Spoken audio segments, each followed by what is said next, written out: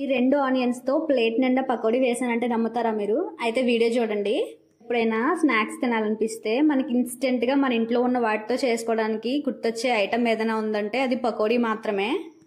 అలానే మా సైడ్ చుట్టాలు వచ్చారంటే ఈవినింగ్ టైం టీతో పాటు ఖచ్చితంగా పకోడీ వేసి పెట్టే పంపుతాము. నేనైతే చాలా తక్కువ ఐటమ్స్తోనే పకోడీ చేస్తాను. ప్రాసెస్ ఏంటో చూసేయండి. నేనైతే ఇక్కడ 2 ఆనియన్స్ తీసుకున్నాను. వీడియోలో చూపించినట్టు వీలైనంత సన్నగా మీరు ఆనియన్స్ని కట్ చేసుకోండి. అప్పుడైతే క్రిస్పీగా బాగుంటాయి. ఈ కట్ చేసుకున్న ఆనియన్స్లో సరిపడినంత శనగపిండి, క్రిస్పీనెస్ కోసం వరిపిండి, అలానే సాల్ట్, కొంచెం కరివేపాకు వేసుకున్నాను. పచ్చిమిర్చి నేను వేసుకోను, నాకు అడ్డుగా తగిలితే చాలా చిరాకు. ఇంకా సరిపడినంత వాటర్ కూడా వేసుకుని పిండిని కలిపేసుకోండి. ఒకవేళ తక్కువ అయితే మళ్ళీ పిండి అది వేసుకోండి. జీలకర్ర, అల్లం వెల్లుల్లి పేస్ట్ ఇవన్నీ వేస్తారు. ఇవేం వేయకుండా ఒకసారి సింపుల్గా ఇలా చేసుకోండి. డెఫినెట్గా మీకు నచ్చుద్ది. ఇంకా పకోడీ అయితే ప్లేట్లో కూడా తీసేసుకున్నాను. చూసారు కదా, ప్లేట్ నిండా పకోడీ అయితే వచ్చింది. ఒకసారి మీరు కూడా ట్రై చేయండి. ఎలా వచ్చిందో కమెంట్ చేయండి. వీడియో నచ్చితే లైక్ చేయండి.